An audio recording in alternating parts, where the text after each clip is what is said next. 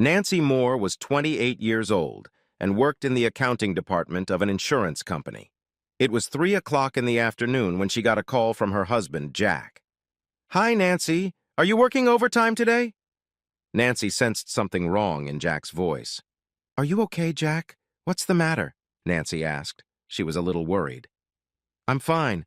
I got home early today and wondered if you'd be here by 5:30. "There's no overtime today. Do you want me to leave now, honey?" Nancy asked. "Don't worry, I'll just rest for now. I'll see you later." Jack hung up the phone. Nancy was sure something was bothering Jack. She went straight to her boss's office. "Nancy, we need to go over some files during overtime today," Alan Perkins reminded Nancy with a broad smile before she could say anything. "Alan, I'm here to ask permission to leave early. Are you all right?" Alan frowned.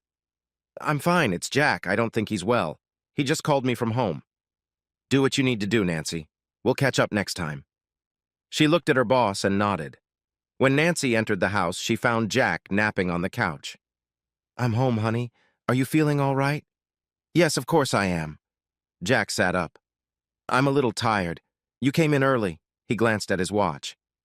"I canceled work right after you called. I know you, Jack Moore. Something's bothering you."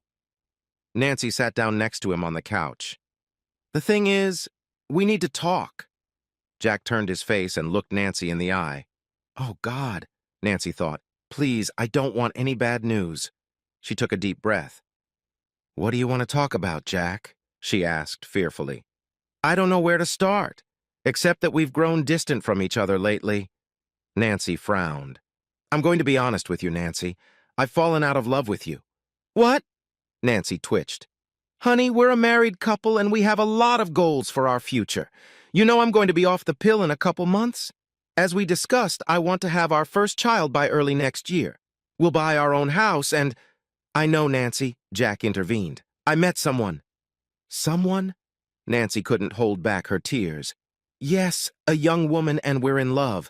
I'm sorry, but there's no easy way to tell you this. But Jack, how could you do this to me? To us?" Nancy was still trying to process what was happening. "We've known each other for 5 years and married for 3. In the last 6 months, you've changed and you've been neglecting me." "I've never neglected you, Jack. I've always been here for you." "You started with your weekly overtime, sometimes twice a week." "But Jack, I did it for us. We need the money to buy a house." "Then you started your weekly hen parties with your coworkers. After that, you went shopping every Saturday for a couple hours a day." "I work so hard, Jack. I need some time off for myself." "Do you ever think about me?" Jack almost screamed. "Instead of meeting your coworkers, we could meet once a week for a date night. On Saturdays, we could go shopping together." Nancy stared at the floor. Now she realized what she had done. "Please, Jack, I love you. We can work this out." "Nancy, 3 months ago when I talked to you about these problems, you were angry. You even raised your voice at me. Do you remember?" "I'm really sorry, Jack, if I hurt you. 3 months ago, I didn't think so. Now I know I only cared about myself. Please, Jack, give me another chance. Let's work on our marriage." 3 months ago, I was completely depressed. On my lunch break, this woman came and sat next to me. She works in another department. She noticed that I was crying. She talked to me. A couple days later, she asked what was wrong with my life. I told her everything. I needed to share my pain with someone, and she became a shoulder to cry on. "Is she the one?" "Yes, Nancy, she's the one." And gradually we became emotionally attracted and finally fell in love. "What's her name? What does she do?" Nancy asked with tears running down her face. "Her name and what she does is not important. You're better off not knowing her." "Were you too close?" "Yes, Nancy, I'm so sorry." "How could you?" Nancy screamed. "Nancy, tell me, when was the last time we made love?" "Okay, it was, Nancy struggled to remember. "It was a month ago, and it wasn't lovemaking. We just had a quickie because you were so tired at the time. During these past 6 months, you were always tired. We've only had sex 3 times. "But, Jack, you should have asked. You should have done something about it." "Nancy, sex is part of life as a couple. It happens naturally. There's nothing to ask." "So you were getting from her what I wasn't giving you?" "Yes, and more than that." Nancy frowned. "She does what you've always refused to do," Jack continued. "You've always refused to give me other positions because you said you didn't like dirty sex." Since we've been together, I've tried several times to convince you to try it, but you've always turned me down." "So she's better than me in bed?" Nancy sobbed. "I'd rather say I get more pleasure from her. She's always trying to find sensitive places on my body." "I'm sorry, Jack, if I couldn't be enough for you in bed." "You'll be served tomorrow. I've filed for irreconcilable differences. I took 50% of our savings today. We will keep our respective cars. We both work. Alimony is out of the question. The lease on this house expires in a few months. I'm staying here. I'll move into the guest room tonight.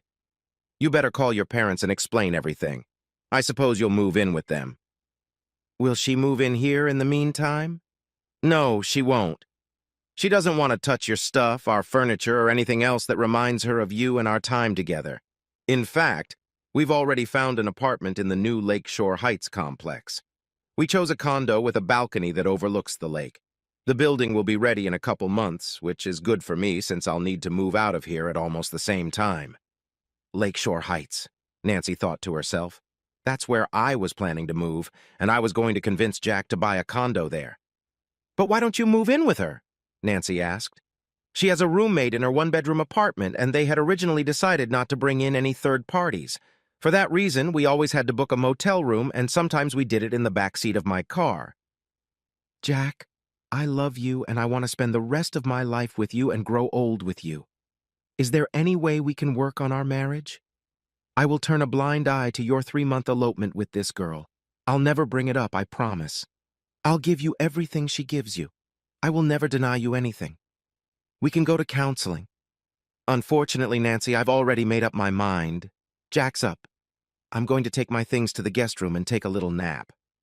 "What if I refuse the divorce? I'll fight it. You'll spend a lot of money on attorney's fees, and worst-case scenario, I'll just move far away with her. I'll stay married to you, but I won't live with you." "You can't do that. It's illegal." "It really is. There is no law in this country that can make me stay here with you." "Jack, don't go," Nancy exclaimed. Later, she called her parents and briefly explained the situation. Half an hour later, they were sitting next to her in the living room. "How could he do that to you?" John, Nancy's father, was furious. "He can't give up 3 years of marriage because you don't care about him for a couple months," Mary shouted. "He should have talked to you and worked things out." "It was my fault, Mom." Nancy wiped away her tears. "I neglected him, and it pushed him into that woman's arms. He needs to realize that you were doing all of this for both of you, and you needed some time to yourself because of the hard work." John said, "I want to talk to him. Please get him in here." "No, Dad, he's resting. You can talk to him in a couple days when you've calmed down." "Will you pack your things and come with us? We'll help you," Mary said to her daughter. "No, Mom, I'll stay," Nancy said while her parents were confused. "I'll try to get him back." "Are you sure?" both parents asked at the same time. "Yes." "Okay, we're leaving now. But if anything happens, just call us. You got it?" "Yes, Dad." Nancy went to her room and cried until she fell asleep. In the middle of the night, she woke up and went down to the kitchen. She found an empty pizza box next to the garbage can. "He didn't wake me up for dinner. He only ordered food for himself." Nancy hesitated. She drank a glass of water and went back to bed. The next morning, as she left her room, she heard the garage door slam and Jack's car sped away. She packed up and drove to work. Before lunch, Alan Perkins, her boss, called Nancy into his office. "You've been acting strange since this morning. I think you've been crying. Is everything all right at home?" he asked. "Jack's divorcing me." "What? How? Did he—" "He found someone else. He's in love with her." "I'm really sorry." "He said I neglected him, and it's true." Nancy lowered her head. "He found solace in a young woman working for his company." "Do you need some time off? You can take as many days off as you want. I'll let you know when I need them. In the meantime, I prefer to come to work, but I won't stay late." "I understand." That afternoon, Nancy cooked Jack's favorite meal. When he got home, the kitchen was filled with the aroma. He headed straight to his room without saying a word to Nancy. Later, he went downstairs, washed, and changed his clothes. "I have a date tonight," he told Nancy. "I've got things ready for both of us and—" Nancy almost cried. "You'd better not cook for me since we'll be eating separately from now on." "As you wish, Jack. When can I expect you back?" "I don't know what time I'll be back." Jack headed for the door. "I love you, Jack." Tears streamed down her face. Jack closed the door behind him. The next day, when Nancy got home, Jack was already there. Nancy put her purse away and went into the kitchen to pour herself a glass of water. The doorbell rang. "It's for you," Jack said without looking at Nancy. She frowned and went to open the door for a man in a suit. "Are you Mrs. Nancy Moore?" "Yes, I am." "You've been served." He handed her a manila envelope. "Have a nice evening, ma'am." The man turned and walked away. Nancy almost fainted when she took the envelope. She had to lean against the wall. "Please sign this and let's get on with our lives," Jack said into her back. Nancy turned around and looked Jack straight in the eye. "So for 6 months I neglected you and you forgot all the good times we had together. I told you I would change and I will. I'll be a better wife and a better friend. Please, I'm begging you, Jack. I'm only asking for one more chance. This was a mistake. Can't you forgive me?" "A mistake? How can it be a mistake if you planned it all out in advance?" "It's not what you think. You tell me what I should be thinking. About the good times we used to have together, so you put an end to it. And believe me, the time I'm spending with her now is much better than the time we had together. Just sign the papers, okay?" Jack made his way to his room. Nancy sat down and opened the envelope with trembling hands. She looked through the papers and signed them. Later, when she went into her room, she heard Jack talking on the phone. His door was open. "Yes, baby," he said. "She was served this afternoon. The countdown has begun. I love you too, sweetheart. You going off the pill right now is a good idea. We can get married right after the divorce with your bloated belly. You'll look fantastic in your wedding dress." Nancy went into her room and closed the door behind her. "If only I could go back in time," she said to herself. The next day, she woke up early, left her papers on the kitchen table, and drove to work. There, she called her parents and told them about her situation. They asked her to pack her things and leave the house. She only replied that she would do so.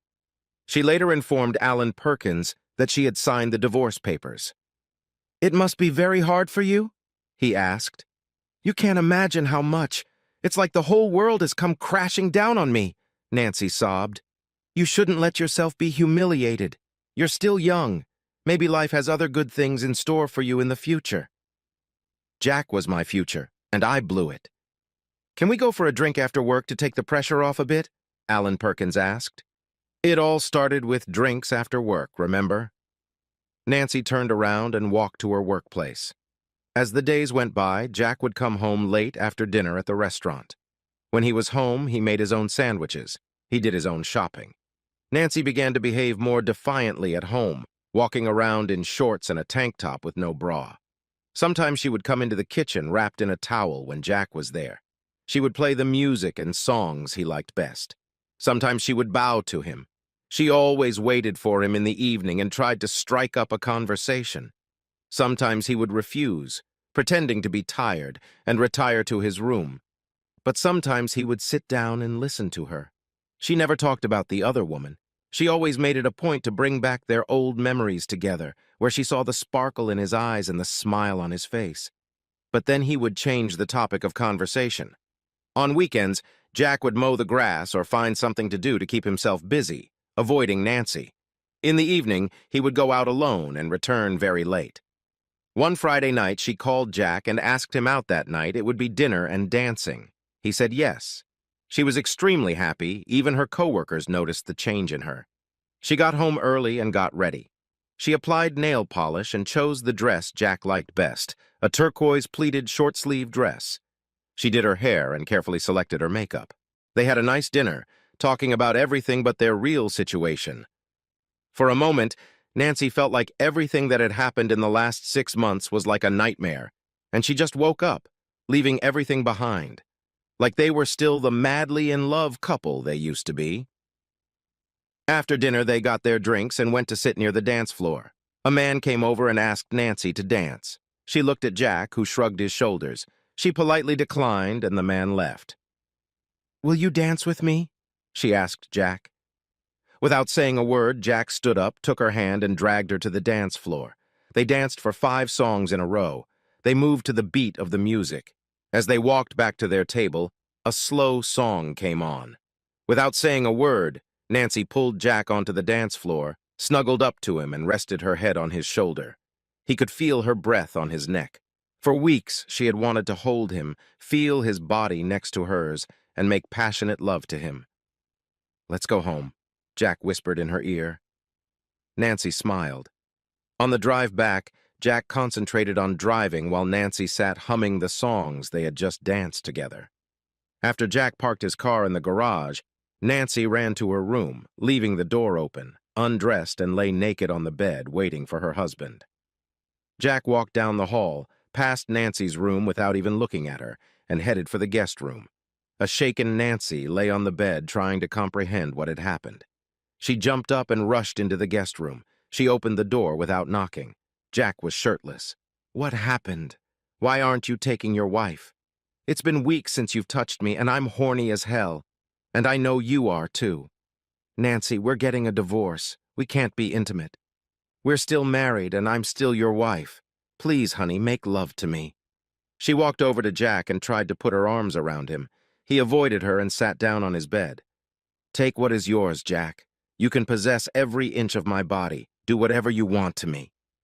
She sat down next to him and tried to kiss him on the lips. He turned away and she touched his cheek. "Please, Jack, don't leave me. Don't divorce me. I love you. I'm only asking for your forgiveness. I know we can work things out. Let's just forget about these stupid 6 months like they never existed. You can do that, Jack, because you don't hate me."